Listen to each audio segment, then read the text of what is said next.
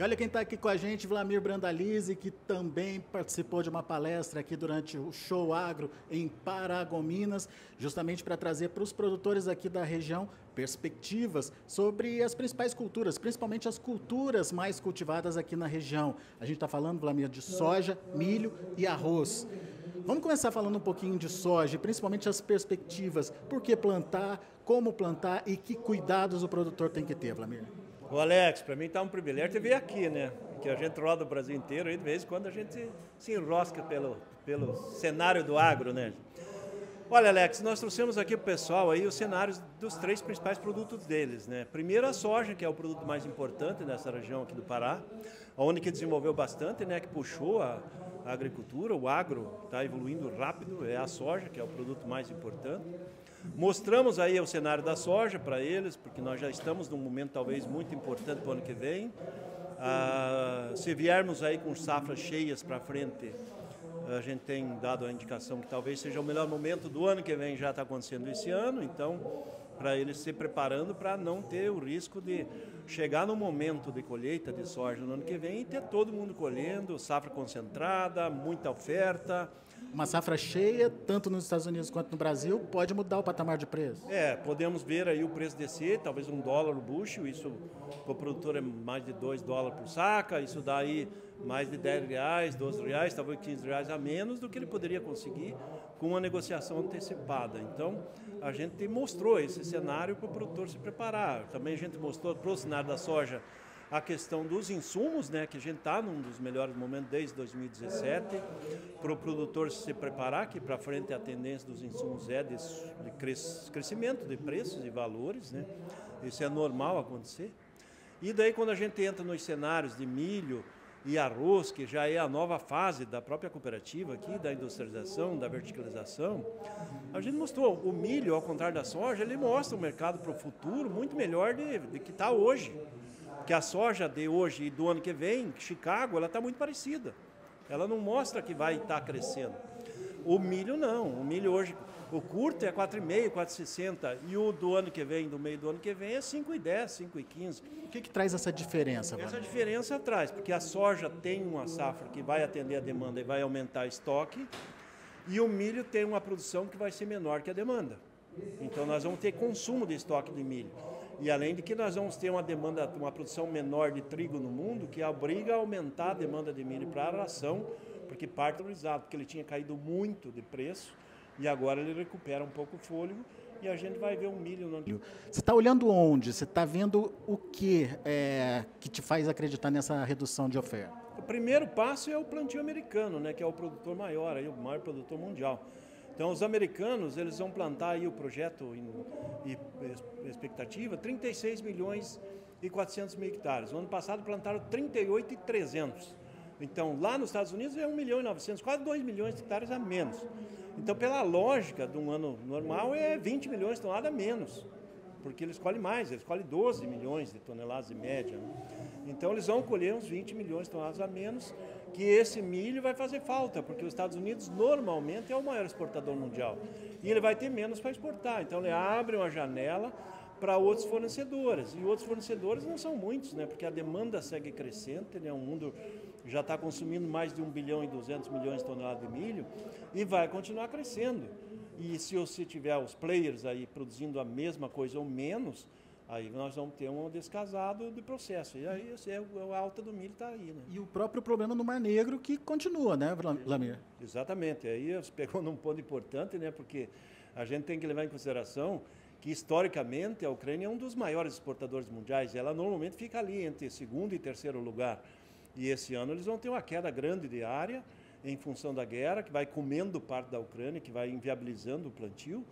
E eles estão tendo uma produção cada vez menor, além de toda a burocracia, a dificuldade de sair da Ucrânia para exportação em função de não ter porto, não ter mais condição, não ter rio navegável, aquele rio que é o Dnipro que eles navegavam para transportar por barcaças, a barragem foi destruída, então a Ucrânia entrou numa situação muito complicada. Então isso também acaba ajudando, porque a Ucrânia conseguia tirar dali o milho e colocar na Ásia, nos principais compradores, o milho muito perto e mais barato.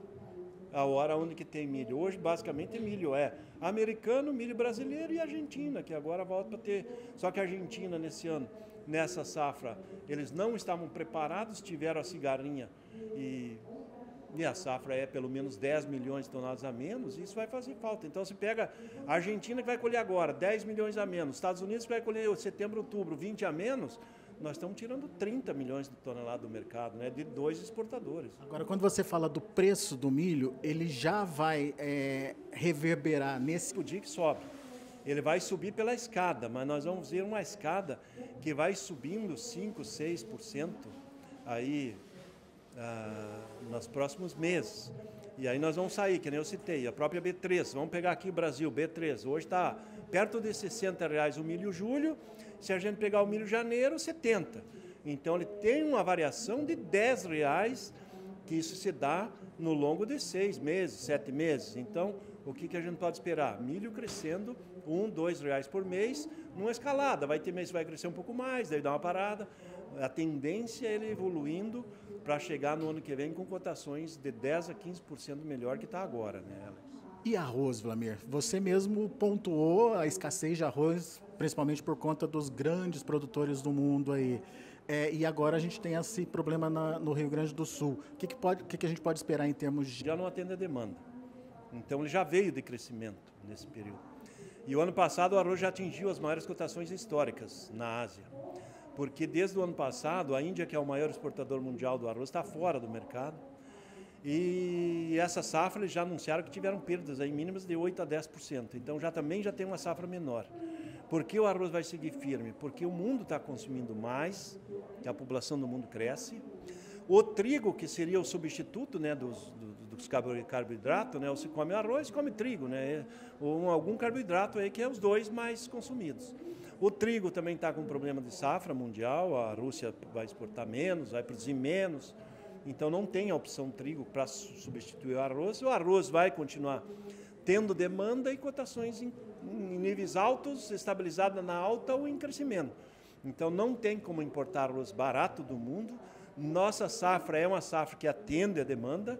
É bem provável que nós vamos exportar menos arroz que o ano passado. O ano passado a gente exportou 2 milhões e 100 mil toneladas de arroz. Esse ano aí, talvez 1 milhão, 1 milhão e 200, não sei se chega a 1,5 milhão. Vamos exportar menos e provavelmente vamos importar menos, porque o governo anunciou, vai importar, mas da onde? Até agora não aconteceu nada e é muito caro trazer. Segundo, o nosso maior fornecedor de arroz, historicamente, é o Paraguai. O Paraguai, ano passado, colheu quase 1 milhão e 300 mil toneladas. E ele vendeu para o Brasil, mais de 900 mil veio para cá. Esse ano, a safra está fechando agora com 875 mil. Então, ele não tem, se ele entregar tudo, ele não entrega o volume que entregou ano passado para nós. Então, eles acreditam que vão ter, no máximo, entre o que já venderam e o que vão vender, 600 mil. Então, nós temos menos arroz importado. Arroz da Ásia é muito mais caro para trazer. Hoje tem uma dificuldade grande para você conseguir container, para trazer arroz em container. Para você trazer arroz a granel em navio aberto, o risco de uma contaminação, de trazer um problema sanitário, um problema de contaminação química é muito grande, porque o consumo do arroz é o produto que ele só passa e descasca na indústria, ou ele já vem descascado, então a dona de casa vai consumir ele daquele jeito que vier. É diferente de quando você pega um milho e vai transformar em ração, que a gente vai consumir um ovo, um frango, um leite. Então o arroz ele vai continuar com o mercado firme, mas eu acredito que não vai disparar mais as cotações. Nós tivemos uma alta nos preços. É possível que até em junho e julho o mercado do arroz se acomode no Brasil e até tenha uma queda, porque a dona de casa já comprou muito agora em maio, ela levou muito mais, tem muita gente que levou arroz aí para 3 meses. Por conta dessa questão da enchente lá no Rio Grande do Sul. O medo de faltar, né, Alex? Então, os varejos vendeu muito. E agora, quando a dona de casa chegar no mês de junho, julho, que é férias, que geralmente já vende menos, ela vai chegar no supermercado e tem arroz. Então não preciso levar, lá em casa eu tenho 3 pacotes, então não vou levar, porque eu não preciso. Então daí acaba acomodando e o mercado vai se acomodar, mas vai se acomodar em cotações altas, porque o mercado mundial está dentro dos melhores momentos históricos, né, Alex? Você falou, Wlamir, que não tem risco de falta de arroz, mas em algum momento pode faltar arroz por conta da dificuldade logística de tirar esse arroz das regiões produtoras, ou isso já está superado também? Não, ainda não está superado no Rio Grande do Sul, Alex, ainda tem muito problema por lá. mas eu acredito que aí nas próximas semanas e meses aí ele vai se normalizar, o produtor vai conseguir viabilizar a saída, as indústrias vão ter logística, hoje as indústrias já estão buscando outras rodovias, às vezes aumenta o frete, fica mais longo, mas certamente ele vai se normalizar. E uma coisa que a gente tem que alertar, que a gente não acredita que vai faltar arroz, porque a safra do Tocantins, que aqui perto também foi uma safra normal, grande, nós estamos vendo aí que o Brasil de Goiás, de Bahia, de Pará, de Tocantins, de Mato Grosso, o Brasil desse agro, que ele tinha no passado plantava muito arroz e ficou só na soja e milho, ele está voltando com muita área. Tem muita área de pivô no Brasil, com arroz agora nessa sequência. Então nós vamos ver produção de arroz de sequeiro, arroz de pivô. Então não acredito em falta de arroz. Você acredita que no curto prazo o arroz ainda é uma alternativa economicamente boa, de geração de lucro e renda para o produtor? Sim, não só o curto prazo, eu acredito médio e longo, porque os países da Ásia, que são os maiores produtores e maiores consumidores de arroz, eles não vão conseguir recuperar produção, porque a área de arroz na Ásia vem caindo ano a ano e a demanda de arroz vem subindo. Então, eles não estão conseguindo atender demanda e vão plantando cada vez menos. Então, o mercado global do arroz, que hoje gira em torno de 50 milhões de toneladas, ele precisa de novos fornecedores. E eu acho que o Brasil pode entrar nesse setor aí, para ser também um grande exportador de arroz. Nós temos área, temos condição, temos clima, temos tudo para isso. Então, eu acho que há uma oportunidade. O arroz é uma alternativa, ele se tornou rentável. Desde o ano passado e esse ano o arroz vale mais do que a soja, pela primeira vez na história, nesses últimos 2 anos aí que aconteceu. E acredito que nos próximos anos vai ser viável também para o mercado interno e para a exportação. Se o mercado interno cai muito na safra, exporta. E o mercado se acomoda e trabalha com níveis que é viável para dar margem para o produtor plantar, ter lucratividade e conseguir sobreviver com o setor, né? O setor arrozeiro sofreu muito no Sul, principalmente no Rio Grande do Sul, nos últimos 10 anos, porque as cotações internas eram muito baixas, chegava na colheita, tinha muito volume chegando, e o Brasil não tinha uma tradição de exportar. E nós tínhamos a concorrência que vinha do Mercosul colocando arroz no Brasil. Então, sufocou muito o produtor. Como o mercado mundial mudou, e hoje o mercado mundial é comprador e não mais vendedor, nós temos déficit, aí mudou o panorama, né? Hoje as cotações do arroz no Mercosul e no mundo são bem maiores. Vlamir, resumindo então, plantar soja é ainda uma alternativa importante, viável, lucrativa, mas precisa ter cuidado com o excesso de oferta para o ano que vem. A soja é o melhor produto que o Brasil tem, então esse é o resumo. Segundo, a soja vai continuar tendo a melhor liquidez de todos. Então, a hora que o produtor quiser vender, vende e pronto, e tem comprador. A grande coisa que a gente tem colocado como alerta, como que nós vamos talvez com a safra normal, e normalmente numa safra normal a oferta maior é nos meses de março e abril, e é momento que o produtor precisa de dinheiro, de preferência nesse momento ele já está vendido antecipado, para ele não estar precisando vender, que a gente chama na bacia das almas, onde que todo mundo vai querer vender, é a hora que o porto vai estar entupido de navio, o prêmio vai estar negativo, se o dólar não estiver ajudando, talvez a cotação esteja 10, 15 reais a menos do que ele poderia ter feito antes, ou do que ele pode fazer depois, né? Que passou o pico da oferta, o mercado volta e melhora. Mas no momento do pico da oferta, de preferência, ele já está pronto e não precisa estar vendendo. Já o milho tem uma tendência de preço em ascensão, em preço em elevação. Então, vamos com calma na negociação? O milho não precisa se precipitar para vender, porque ele tem uma tendência de crescimento constante. Então, o milho, o produtor, com o passar do tempo, saindo agora da colheita da safrinha, né, que vai até final de julho, agosto, depois ele vai ter um mercado ascendente, né, porque o mercado mundial ele é valorizado, vai crescer, e internamente também, porque hoje, primeiro semestre, milho no Brasil, basicamente é para o setor de ração. É um comprador só. Segundo semestre, nós temos a exportação, temos o setor do etanol, que entra fortíssimo, e temos o setor da ração, que é a época que mais demanda. Então, são 3 compradores efetivos para disputar esse milho. Como nós estamos numa safra que o ano passado foi 133 milhões de toneladas e esse ano deve ser 112, 21 milhões a menos. Então, quem que vai ficar sem? Certamente vai reduzir a exportação, porque a demanda da ração vai comprar. O setor de etanol está aí crescendo, vai comprar. Então, mas eles vão disputar esse milho, por isso que ele vai, tendência com o passar do tempo, é valorização. E o arroz tem um cenário internacional que vai propiciar o desenvolvimento da cultura aqui no Brasil, principalmente olhando a exportação.